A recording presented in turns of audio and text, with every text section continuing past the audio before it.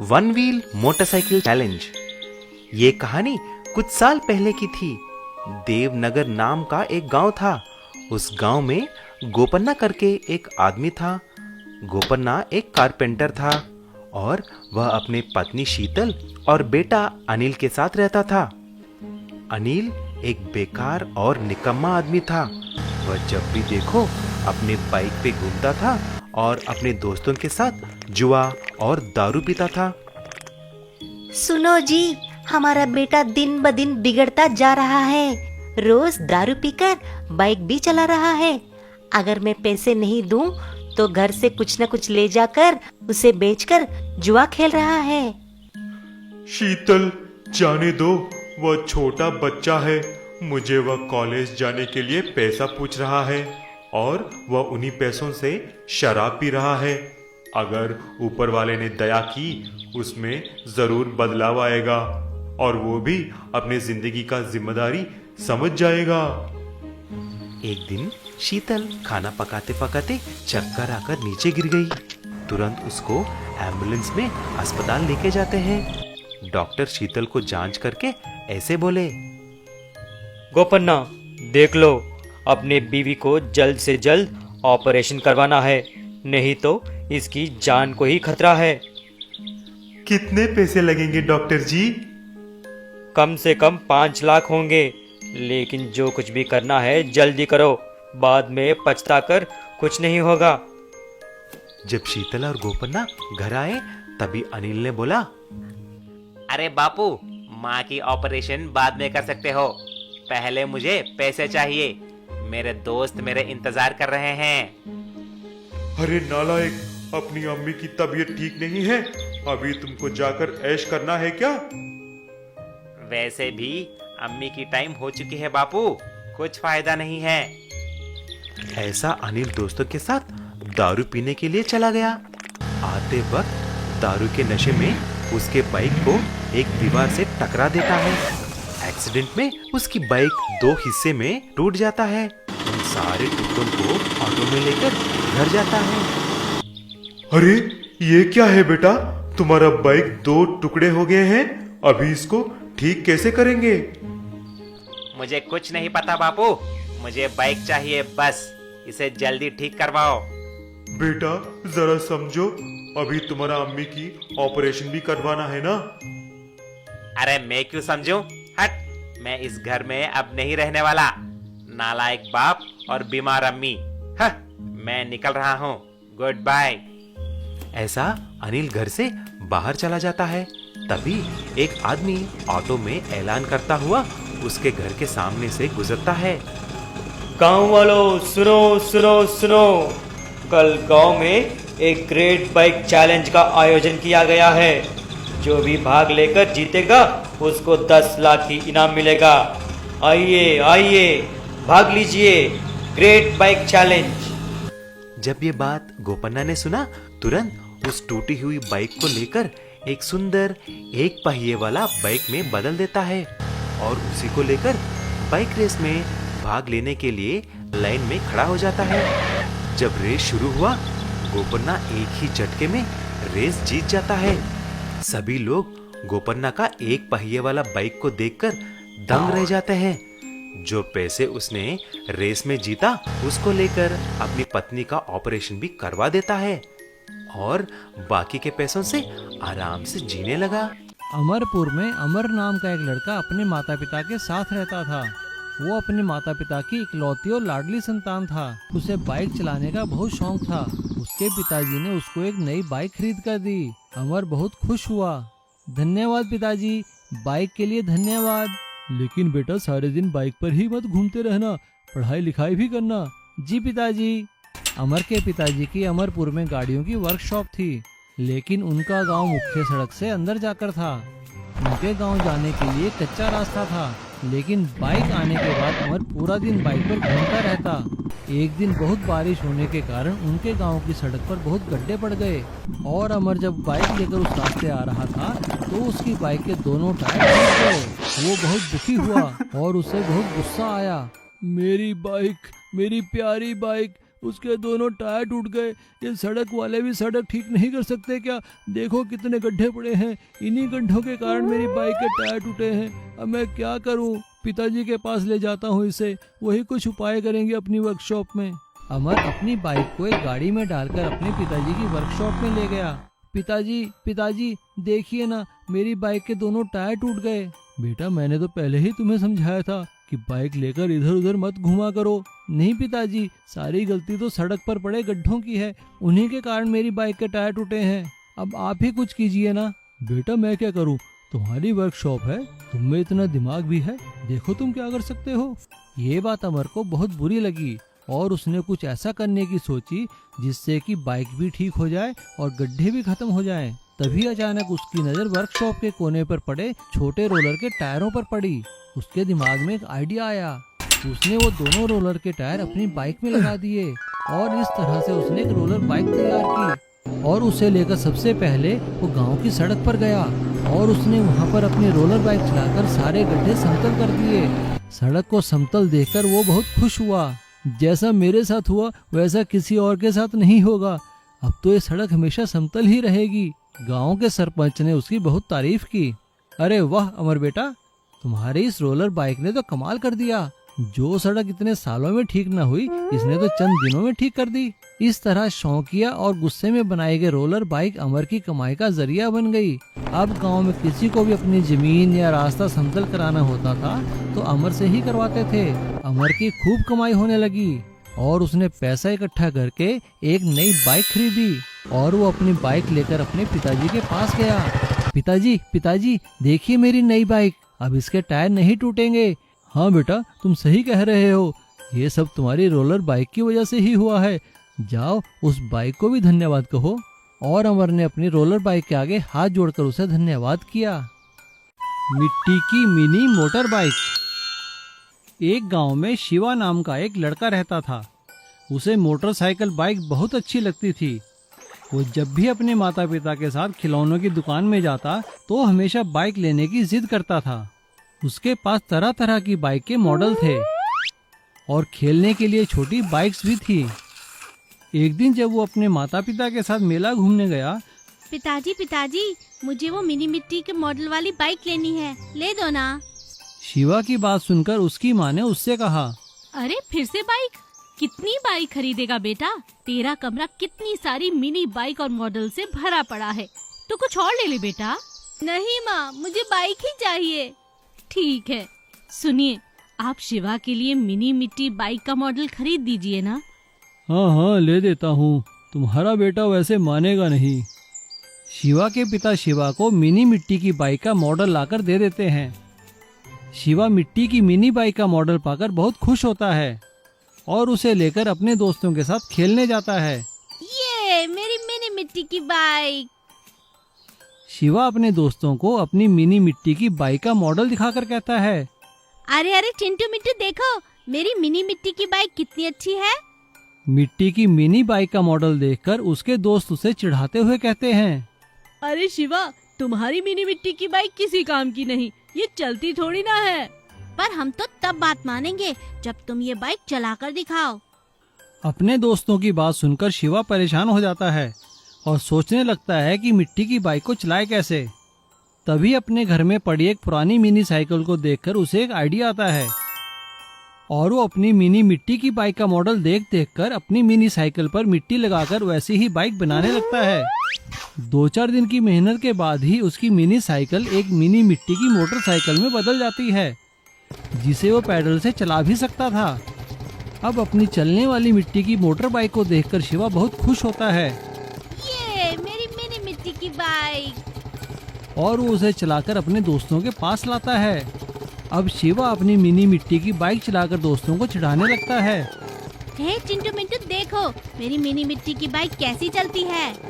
देखा तुम लोगों ने, कितनी तेज भाग रही है। शिवा के सभी दोस्त मिट्टी की मिनी बाइक देखकर हैरान हो जाते हैं और वो भी उसे चलता हुआ देखकर। तभी अचानक जोरों की बारिश शुरू हो जाती है। इससे पहले कि शिवा संभल पाता, उसकी मिट्टी की बाइक की सारी मिट्टी पानी से बह जाती है और रह जाती है तो उसकी पुरानी सी साइकिल। अपनी ये हालत देखकर शिवा रोने लगता है लेकिन उसके दोस्त उसकी हालत देखकर जोर जोर से हंसने लगते हैं और उसे चिढ़ाने लगते हैं। अरे अरे देखो, बारिश के पानी में सारी बाइक कैसे मिट्टी मिट्टी हो गई। अरे अरे देखो सारा पानी, ओह देखो देखो। छोटी मोटर बाइक। सत्तू नाम का लड़का बहुत ही होशियार था। उसे खिलौनों को तोड़कर फिर से मरम्मत करने में बहुत मजा आता था और वो उन्हें फिर से ठीक भी कर दिया करता था। उसकी माँ उसके लिए जो भी खिलौना लाती वो पहले उसे खोल देता, फिर उसे ठीक उसी तरह बंद कर दिया करता था। ये देखकर उसकी माँ उससे कहती, अरे बेटा, सारा दिन सत्तू तू करता क्या है? जो भी खिलौना लाती हूँ पहले खोलता है फिर बंद करता है। तू चाहता क्या है? जीवन में बनना क्या चाहता है बेटा? माँ, बड़ा होकर मैं छोटी नहीं बड़ी बड़ी बाइकें चलाऊंगा, बड़े बड़े ट्रक बनाऊंगा। समय के साथ सत्तू बड़ा हो जाता है, लेकिन अचानक एक दिन उसके पिता की एक एक्सीडेंट में मृत्यु हो जाती है। उसके पिता एक बड़ा ट्रक चलाया करते थे। एक्सीडेंट में ट्रक के टायर के अलावा पूरा ट्रक बर्बाद हो जाता है। दुखी होकर सत्तू की माँ कहती है, अब इन टायरों का क्या करूं सत्तू? तेरे पिता तो चले गए, आमदनी का जरिया भी चला गया बेटा। अब तुझे कैसे पढ़ाऊंगी, घर कैसे चलाऊंगी? माँ, तुम चिंता मत करो, कुछ ना कुछ इंतजाम मैं कर ही दूंगा। सत्तू पढ़ाई लिखाई छोड़कर एक मैकेनिक के पास काम सीखने लगता है और मेहनत करके एक छोटा सा रिक्शा बनाता है। उसमें वो अपनी छोटी मोटर बाइक और ट्रक के बड़े टायर लगा देता है। दिखने में तो उसका रिक्शा बहुत अजीब लगता था, लेकिन था बड़े काम का। लेकिन हर कोई उसे देखकर आकर्षित हो जाता था। अरे सत्तू बेटा, ये क्या बना डाला तूने? सरकार ने तो ऐसी कोई गाड़ी नहीं बनाई। देखकर ही मजा आ गया। आओ चाची, कहाँ जा रही हो? मैं आपको छोड़ देता हूँ। हाँ चल ठीक है, बिठा मुझे अपनी गाड़ी में। सत्तू बड़ी मेहनत से अपना रिक्शा चलाने लगा। अब लोगों को भी उसके रिक्शा में बैठकर मजा आता था और लोग उसे रिक्शा में बैठने के लिए 1 या 2 रुपए देने लगे। सत्तू को भी अच्छा लगने लगा क्योंकि ये उसकी कमाई का जरिया बन गया था। इस तरह से उसकी आमदनी शुरू हो गई। माँ देखो, आज पहली बार 100 रुपए कमाए हैं इस गाड़ी से। अरे बेटा, तेरी ये गाड़ी किस काम की? माँ, तुम हमेशा बुरा सोचती हो। आशीर्वाद दो, भगवान जरूर कुछ न कुछ हमारे लिए अच्छा ही करेंगे। मैं लोगों की मदद भी करता हूँ और पैसे भी कमाता हूँ। देख लेना, भगवान हमारे लिए एक नया रास्ता भी निकालेंगे। धीरे धीरे सत्तू की गाड़ी बहुत मशहूर हो जाती है। जब इस बात का पता एक ट्रक कंपनी के मालिक को चलता है तो वो सत्तू की गाड़ी देखने गांव आते हैं और उसकी गाड़ी देखकर बहुत प्रभावित होते हैं। बेटा सत्तू, मैं तुम्हारी इस कारीगरी से बहुत खुश हुआ हूँ। मैं एक बहुत बड़ी ट्रक कंपनी का मालिक हूँ। मैंने तुम्हारी इस बाइक ट्रक के बारे में बहुत सुना है और मुझे तुम्हारा ये आइडिया अच्छा लगा। मैं तुम्हें अपनी कंपनी के साथ काम करने के लिए एक बहुत अच्छा ऑफर देता हूँ। क्या तुम मेरे साथ चलने को तैयार हो? सत्तू उनकी बात मान लेता है और अपनी माँ का आशीर्वाद लेकर कंपनी में काम के लिए चला जाता है। उसकी मेहनत रंग लाती है। उनका बनाया ट्रक बहुत मशहूर हो जाता है और सत्तू बहुत पैसे वाला हो जाता है। ये देखकर उसकी माँ सत्तू से कहती है, तेरे ऊपर मुझे नाज है मेरे बच्चे। बाइक चोर। एक नगर के बॉर्डर पर एक ईमानदार पुलिस वाले रामचरण की ड्यूटी लगी हुई थी। वह बहुत ही ईमानदारी से अपना काम करता था। सभी गाड़ियों को अच्छे से देखकर ही जाने देता। एक दिन रामचरण नाके पे खड़ा था, तभी एक युवक बाइक पर वहां से जाने के लिए आया। क्या नाम है तुम्हारा? क्या लेके जा रहे हो? साहब, मैं तो बस एक पौधों का व्यापारी हूँ, वही लेके जा रहा हूँ। दिखाओ। देख लो साहब। रामचरण को सब ठीक लगा, इसीलिए उसने युवक को जाने दिया। कुछ दिनों बाद युवक फिर से वहां से गुजरा। इस बार भी रामचरण को कुछ गड़बड़ नहीं लगी, इसीलिए उसने उसे जाने दिया। इस लड़के को इतनी दूर से पौधे लाने की क्या आवश्यकता है? कुछ तो गड़बड़ है जिसपे मेरा ध्यान नहीं गया। अगली बार दोबारा देखूंगा। 2 दिन बाद युवक फिर से वहां से गुजरा। इस बार भी वह कुछ पौधे लेकर जा रहा था। कुछ तो बात है जिस पे मेरा ध्यान नहीं गया। क्या यह पौधों में कुछ लेकर तो नहीं आता, या फिर और कुछ गड़बड़ है? अरे यह क्या, यह तो हमेशा अलग अलग बाइक पर आता है। कहीं ये बाइक चोर तो नहीं? ओहो, अब तो दूर निकल गया होगा। चलो अगली बार देखूंगा। 2 दिन बाद फिर वह युवक बाइक पर पौधे लेकर आया। तब रामचरण ने उससे बाइक के कागज मांगे, जो कि उसके पास नहीं थे। रामचरण ने उसे पकड़कर जेल में डाल दिया। अच्छा बच्चू, हम इसे चालाकी, अब सड़ो जेल में। सीख, कोई कितनी भी चालाकी करे पकड़ा ही जाता है। सोहन के पास एक खटारा बाइक थी। वह कभी भी कहीं भी खराब हो जाती थी। सोहन उसे मैकेनिक के पास ले जाता और पैसे देकर जैसे तैसे ठीक करवाता था। अरे भाई सोहन, नई बाइक ले लो, कब तक इसकी मरम्मत करवाते रहोगे? अब ये ज्यादा दिन चलने वाली नहीं है। सोहन को डींगे मारने की बहुत बुरी आदत थी। अरे तुम देखना, मेरी बाइक जर्मनी से आने वाली है, मैं उसी का इंतजार कर रहा हूँ। और जिसे तुम खटारा समझ रहे हो ना, इसे तो दिल्ली के ऑटो एक्सपो में भेजना है, दुनिया देखने आएगी इसे। अरे इसमें ऐसी क्या खास बात है सोहन भाई? हाँ, खास बात तो ये है कि ये बाइक मेरे दादाजी की है। एक बड़े राजा ने उन्हें तोहफे में दी थी। ये 150 साल पुरानी बाइक है। हर जगह सोहन बिना सोचे समझे गप्पे मारता रहता था। एक दिन सोहन अपनी पत्नी के साथ पिक्चर देखने जा रहा था। रास्ते में बाइक फिर खराब हो गई। जब तक वो चली तब तक पिक्चर खत्म हो चुकी थी। गुस्से में आकर उसकी पत्नी ने कहा, देखो जी, बहुत हुआ। आज के बाद मैं इस बाइक पर नहीं बैठूंगी। आज मेरी सहेलियां सभी मुझ पर हंस रही थी। इस खटारा पर तो तुम ही बैठो, मैं चली घर। घर पहुंचकर सोहन ने अपने पड़ोसी की बाइक चुरा ली और उसे सुबह होने से पहले अपनी बाइक के साथ जोड़कर एक नए रूप में रंग दिया। सोहन अपनी पत्नी और बच्चों को लेकर पिक्चर दिखाने ले गया। सब बहुत खुश थे, लेकिन सोहन का पड़ोसी बहुत उदास था। उसने पुलिस में कंप्लेंट भी कराई, पर बाइक का कुछ पता न चला। एक दिन एक पुलिस ऑफिसर सोहन को मिला। अरे सोहन, मुझे जरा पुलिस स्टेशन तक छोड़ दे। जी हाँ, चलिए आइए बैठिए। अरे बड़ी अच्छी बाइक है भाई, एकदम अलग। कहाँ से लाए हो? सिडनी से लाया हूँ साहब, मेरे चाचा की वहाँ बाइक की फैक्ट्री है। आपको चाहिए तो बताइएगा जरूर। सोहन की बातों पर अफसर को शक हुआ। अरे आओ सोहन, बैठो, तुम्हें चाय पिलाते हैं। सोहन खुश हो गया और अफसर के इशारे पर उसकी बाइक की तलाशी हुई और पता चला कि ये तो चोरी की बाइक है। अच्छा साहब, मैं चलता हूँ, चाय के लिए धन्यवाद। अरे रुको रुको, अभी कहाँ, अभी तो बस चाय ही पिलाई है, हवा खाना तो बाकी है। चलो हवालात में। चोरी करने और गप्पे मारने का बहुत शौक है ना तुम्हें? अब यहीं बैठे बैठे खटमलों को अपनी गप्पे सुनाना। बैलगाड़ी के बड़े पहिए वाली बाइक। सुंदर सिंह एक छोटे से गांव में अपने माता पिता के साथ रहा करता था। वो बहुत ही होशियार लड़का था। वो पढ़ाई में हमेशा अव्वल आया करता था। पूरे गांव में और स्कूल में उसकी सभी तारीफ किया करते थे।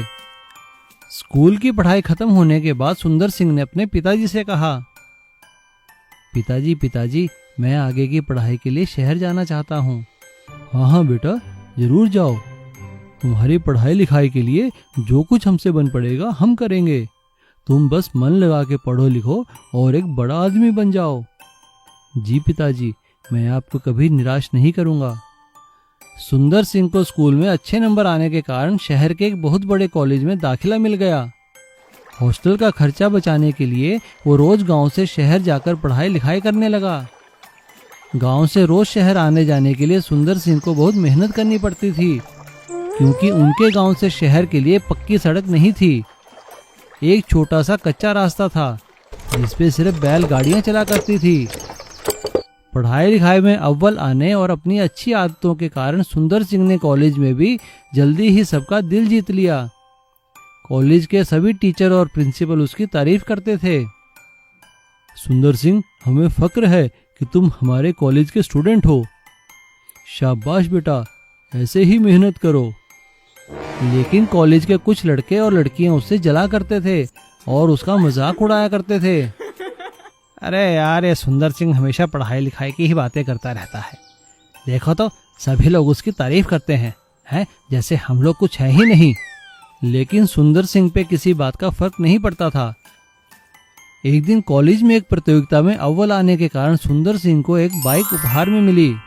सुंदर सिंह बहुत खुश था, लेकिन उसकी बाइक देखकर लड़के और लड़कियां उसे चिढ़ाने लगे। हाँ भाई सुंदर सिंह, बाइक तो मिल गई, लेकिन इसका क्या करोगे? तुम्हारे गांव जाने के लिए सड़क तो है ही नहीं। अरे रिंकू, लगता है ये तो बाइक को अपने सर पर उठा कर ले जाएगा। हाँ चिंकी, तुम ठीक कहती हो। सुंदर सिंह को उनकी बातों का बहुत बुरा लगता है और वो मन में ठान लेता है कि वो बाइक को गांव चलाकर ही लेकर जाएगा। तभी अचानक उसे बैलगाड़ी दिखाई देती है। बैलगाड़ी के विशाल पहिए देखकर उसके दिमाग में एक आइडिया आता है। वो अपनी बाइक लेकर बैलगाड़ी ठीक करने वाली जगह पर जाता है और बैलगाड़ी ठीक करने वाले कारीगर से कहता है, अरे चाचा, क्या तुम मुझे 2 बैलगाड़ी के विशाल टायर दोगे? अरे बिटुआ, क्या करोगे बैलगाड़ी के टायरन का? तुम्हारे पास तो बाइक है, बाइक। अरे चाचा, वही तो, मैं बैलगाड़ी के टायर अपनी बाइक में लगाऊंगा। पहले तो वो कारीगर उसकी बात सुनकर हैरान हो जाता है, लेकिन सुंदर सिंह के ज्यादा कहने पर वो 2 बैलगाड़ी के विशाल टायर उसकी बाइक में फिट कर देता है। अब सुंदर सिंह अपनी विशाल टायर वाली बाइक को लेकर गांव जाता है। अब उसकी बाइक बिना किसी अड़चन के उस कच्चे रास्ते पर दौड़ने लगती है। गांव के सभी लोग उसकी अकल की तारीफ करते हैं और कॉलेज में सुंदर सिंह की विशाल बैलगाड़ी टायर वाली बाइक देखकर सभी हैरान हो जाते हैं। और इस तरह सुंदर सिंह ने एक बार फिर अपने दिमाग से जीत हासिल की और अब सुंदर सिंह को सभी विशाल बैलगाड़ी टायर वाले बाइक वाले के नाम से जानने लगे। सुपर बाइक वाला चोर। चंदनगढ़ के लोग आए दिन होने वाली चोरियों से परेशान थे। एक चोर उनके घरों से, दुकानों से सामान चोरी करके ले जाता था। कई बार तो रास्ते में चलते हुए बैग व पर्स भी छीन कर ले जाता था।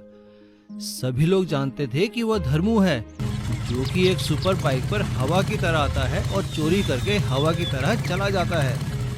अरे अपना पर्स बगल में दबा कर चलो, पता नहीं कब सुपर चोर आए और तुम्हारा पर्स छीन कर ले जाए।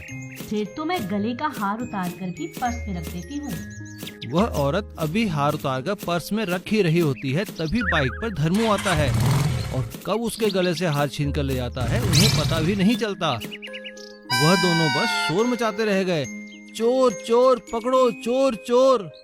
चंदनगढ़ की पुलिस भी सुपर बाइक वाले चोर से परेशान थी। बसंत कुमार वहाँ के नए एसपी बनकर आए थे। तुम लोगों को शर्म आनी चाहिए, एक चोर पूरे इलाके में चोरियां कर रहा है और तुम उसे पकड़ भी नहीं पा रहे। क्या करें सर, हमारे पास खटारा गाड़ियां हैं, जब तक वो चोरी करके निकल जाता है तब तक तो यह स्टार्ट भी नहीं होती। अपनी पुलिस टीम की यह बात सुनकर एसपी कुमार पुलिस डिपार्टमेंट से तेज भागने वाली जीप और मोटरसाइकिलें इशू करवाते हैं। एक दिन पुलिस को पता चलता है कि धर्मू गांव के मंदिर से सोना चुराने वाला है। वह लोग मंदिर आने जाने वाले सभी रास्तों की नाकाबंदी कर देते हैं। तभी धर्मू हवा की तरफ बाइक पर आता है और मंदिर से सोना चुराकर भागने लगता है। पुलिस वाले उसकी नई जीप और मोटरसाइकिल से पीछा करते हैं और आगे रास्ता रोक देते हैं। नाकाबंदी देखकर धर्मू अपनी बाइक का एक बटन दबाता है और उसकी बाइक हवा में उड़ने लगती है और पुलिस की नाकेबंदी को पार करके गायब हो जाती है। धर्मू हवा में उड़ता हुआ कहता है, क्या हुआ एसपी, मुझे पकड़ना चाहते हो? आओ आओ, पकड़ो पकड़ो, मुझे पकड़ने के लिए तुम्हें 7 जन्म लगेंगे। यह देखकर एसपी वसंत कुमार अपना सिर पकड़ लेते हैं और मन ही मन कहते हैं, मुझे सुपर चोर को पकड़ने का कोई उपाय करना होगा। कुछ दिनों बाद वह उसे फंसाने के लिए चंदनगढ़ में एक गहनों की एग्जीबिशन लगवाते हैं। एग्जीबिशन के बीचों बीच एक कीमती हीरा रख देते हैं। सुपर चोर धर्मू को जब यह पता लगता है तब वह उस हीरे को चुराने के लिए एग्जीबिशन में आता है। लेकिन जैसे ही वह हीरा लेकर जाने लगता है उसकी बाइक जमीन पर चिपक जाती है। वह हैरान हो जाता है, अरे यह क्या हो गया, मेरी बाइक चल क्यों नहीं रही। तभी वह उड़ने वाला बटन दबाता है लेकिन उसकी बाइक उड़ती भी नहीं। तभी चारों तरफ से उसे पुलिस घेर लेती है और एसपी वसंत कुमार उससे कहते हैं, बच्चू अगर तेरे पास सुपर बाइक है तो हमारे पास सुपर ग्लू है। यह हीरा तो तुझे फंसाने के लिए रखा था, इसके चारों ओर मैंने सुपर ग्लू बिछा दिया था जिससे तेरी बाइक चिपक गई है। और इस तरह एसपी वसंत कुमार की सूझबूझ से सुपर बाइक चोर धर्मू को पुलिस पकड़ लेती है और उसके द्वारा चुराया गया सारा सामान बरामद कर लोगों को वापस कर देती है। बिजली बाइक।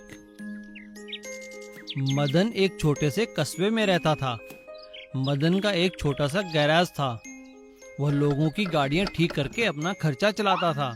एक दिन मदन किसी काम से शहर गया। शहर की चकाचौंध देखकर वो हैरान हो गया। अरे बाप रे, शहर में इतनी गाड़ियां चलती है, हमारे कस्बे में तो केवल 10-12 ही गाड़ियां हैं। लोगों के पास तो स्कूटर और बाइक अधिक हैं। तभी मदन ने देखा कि एक कार सड़क के किनारे खड़ी है। लगता है यह कार खराब हो गई है, जाकर इनकी मदद करता हूँ। मदन उस कार के पास पहुंचकर उसके मालिक से पूछता है, भाई साहब नमस्कार, मैं एक कार मैकेनिक हूँ, क्या आपकी कार खराब हो गई है तो मैं आपकी कुछ मदद करूँ। मदन की बात सुनकर कार मालिक कहता है, अरे नहीं ऐसी कोई बात नहीं, यह तो पेट्रोल खत्म हो गया है, मैं इसीलिए यहाँ खड़ा हूँ। तो क्या आप पेट्रोल लेने जाएंगे? अरे नहीं ऐसी बात नहीं है, मैं खुद एक मैकेनिकल इंजीनियर हूँ। मैंने अपनी कार में एक बैटरी फिट की है जिसे बिजली से चार्ज करने की जरूरत होती है। जरूरत पड़ने पर यह बैटरी मेरे काम आ जाती है। वह कैसे? देखो भाई, जिस तरह हम अपने फोन को बिजली से चार्ज करके उसे घंटों चला लेते हैं, उसी तरह बैटरी कार में भी लग सकती है जिसे बिजली से चार्ज करके उस कार को जब जरूरत पड़े चलाया जा सकता है। मैं भी वही करता हूँ। मदन यह सुनकर हैरान हो जाता है और वहाँ खड़ा होकर उस आदमी को बैटरी चालू करते देखता रहता है। वह आदमी अपनी कार को बैटरी से चलाकर वहाँ से चला गया। यह देखकर मदन के दिमाग में एक विचार आता है, अरे जिस तरह इसने अपनी कार में बैटरी फिट की, ऐसी बैटरी बनाना तो मेरे बाएं हाथ का खेल है। क्यों ना मैं भी गांव जाकर ऐसी ही बैटरी बनाऊं और लोगों की बाइक में लगाऊं, मेरा काम और चल सकता है। मदन ने गांव जाकर ऐसा ही किया और उसने सबसे पहले अपनी बाइक में बैटरी लगाई। यह देखकर सभी गांव वाले हैरान हो गए। अरे वाह मदन, तुमने तो बैटरी से बाइक चला ली है, इसका मतलब है तुम्हें अब कभी पेट्रोल डालने की जरूरत नहीं पड़ेगी। यह तो बड़ी कमाल की बात है भाई, मेरी बाइक में भी बैटरी लगा दो। हाँ हाँ कमल भाई, मैं जरूर लगाऊंगा। इस तरह गांव के सभी लोगों ने अपनी बाइक में बैटरी लगवाना शुरू कर दिया। इसके दो फायदे हुए, एक तो मदन का काम चल निकला और दूसरे गांव का प्रदूषण लेवल भी कम हो गया कि बैटरी वाले वाहन से कोई प्रदूषण तो होता ही नहीं है। और आसपास के सभी लोग भी मदन को बिजली बाइक वाले मदन के नाम से जानने लगते हैं। सुल्तानपुर गांव में सलीम नाम का एक लड़का रहता था। वह बहुत ही मेहनती और मिलनसार था। सलीम गांव के बाहर एक छोटे से गैराज में काम करता था। अरे सलीम, वो जीप ठीक हो गई क्या? जी सेठ जी, बस 1 घंटे का टाइम दीजिए। शाबाश बेटा, मुझे तुमसे यही उम्मीद है। तभी सलीम का दोस्त सोनू उससे मिलने आता है। अरे सोनू, तुम कैसे हो? क्या बात है, उदास लग रहे हो? हाँ सलीम भाई, क्या कहूँ, तुम्हें तो पता है ना, मेरी बहन रीमा की शादी है, बस उसी के लिए पैसों के इंतजाम में लगा हूँ। अरे सोनू, तुम फिक्र मत करो, रीमा हमारी भी तो बहन है, बताओ कितने पैसे चाहिए? यार सलीम, अगर 2 लाख रुपए मिल जाते तो बात बन जाती। 2 लाख? इतने तो सेठ जी भी नहीं देंगे। तभी विकास वहाँ पर गाड़ी लेकर आता है। विकास बहुत ही पैसे वाले माँ बाप का इकलौता बेटा था और उसे तेज गाड़ी चलाना और शर्त लगाना बहुत पसंद था। विकास की गाड़ी देखकर सोनू कहता है, अरे वाह सलीम, इतनी अच्छी गाड़ी। उसकी बात विकास सुन लेता है। हाँ हाँ, बड़ी गाड़ी तो है, लेकिन इसे हाथ मत लगाना, तुम जैसे लोग गाड़ियों को खराब कर देते हो। यह सुनकर सलीम कहता है, अरे विकास भाई गुस्से ना होइए। नहीं सलीम, कोई बात क्यों नहीं, गाड़ी में बैठा होगा कभी, यह कार की बात करता है। विकास की यह बात सुनकर सलीम के मन में एक विचार आता है, ऐसी बात नहीं है विकास भाई, इसके पास भी एक कार है, एक अनोखी कार, जैसी आपके पास भी नहीं होगी। क्या कह रहे हो तुम सलीम, मेरे पास नहीं होगी? अच्छा ठीक है, लगी शर्त। 4 दिन बाद मेरी जन्मदिन की पार्टी है, तुम इसे इसकी खास कार में लेकर आओगे, और अगर वैसी कार कहीं नहीं हुई तो मैं तुम्हें शर्त के 2 लाख रुपए दूंगा। ठीक है विकास भाई, हमें मंजूर है।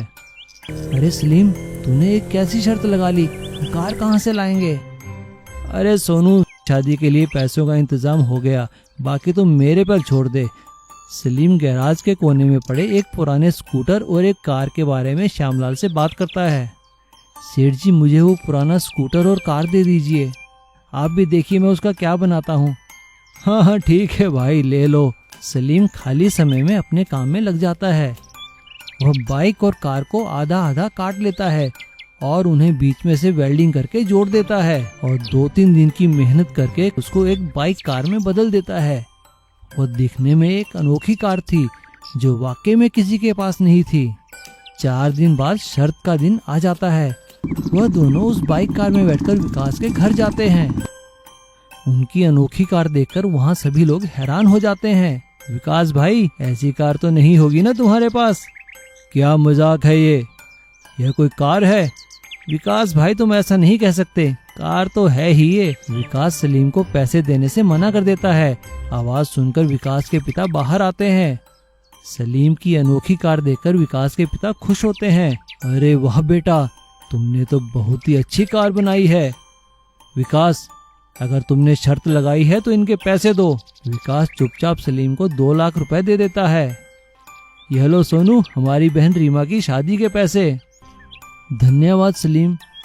अरे धन्यवाद मुझे नहीं, इस बाइक कार को कहो जिसकी वजह से रीमा की शादी के पैसों का इंतजाम हो पाया है।